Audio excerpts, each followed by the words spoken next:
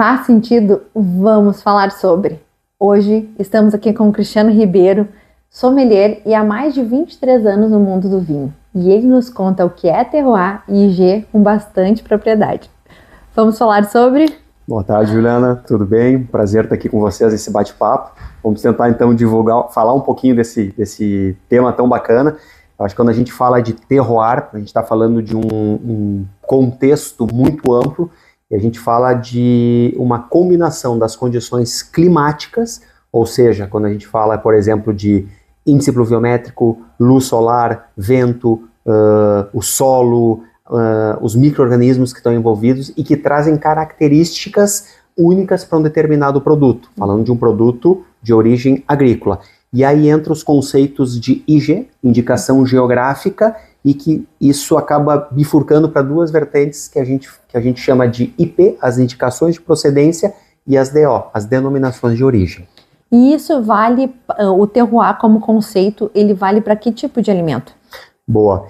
Na verdade, praticamente todos os alimentos, né? O termo terroir, ele surgiu muito vinculado ao mundo do vinho, né? Quando, anos atrás, quando começou a surgir esse estudo mais profundo de uma agricultura de precisão, de tu ver que determinados tipos de solo expressavam determinadas variedades de uma forma diferente, se entendeu que o conceito terroir, ele em união ao trabalho do homem depois dentro da cantina, gerariam produtos de característica muito singular, muito única.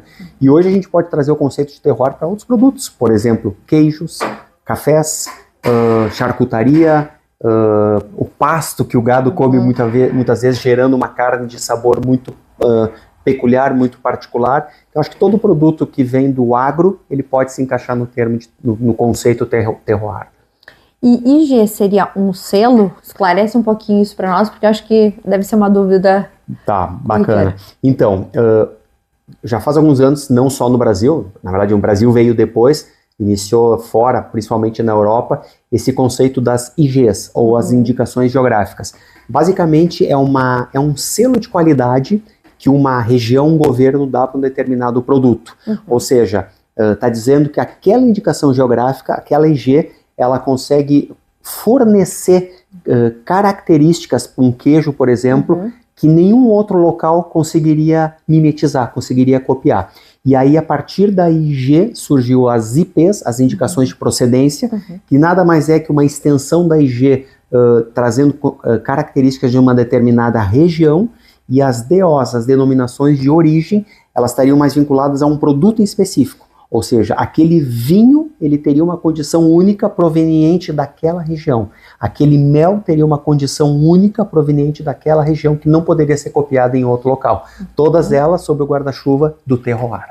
Então, o IG protege o terroir. Isso, tu comentaste um pouquinho que na Europa já tem uma modalidade de isso ser mais reforçado, né? Perfeito, uma bela pergunta, assim, Joana. Esse termo nasceu antes na Europa, hoje são conhecidas as AOPs, as apelações de origem protegida, né? E aí cada país tem as suas regras próprias, mas todas hoje vinculadas a uma grande regra principal que rege toda a Europa.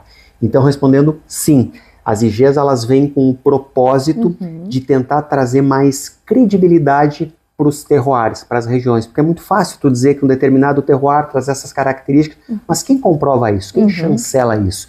Então tu tem por trás realmente governos que estão dizendo que aquela IG expressa as características daquele terroir. Perfeito, nossa, sensacional esse conteúdo. Faz sentido, vamos falar sobre, abre uma janela para esse conteúdo que estamos inseridos, né, num ambiente de muitos IGs, de muitos terroirs, mas saber um pouquinho do que estamos falando é sempre muito importante, ter essa clareza, né, Cris, de alguém que trabalha com isso, que vive nesse meio. Muito obrigada e que tenhamos mais episódios e mais informações sobre esses conteúdos lindos. Eu que agradeço.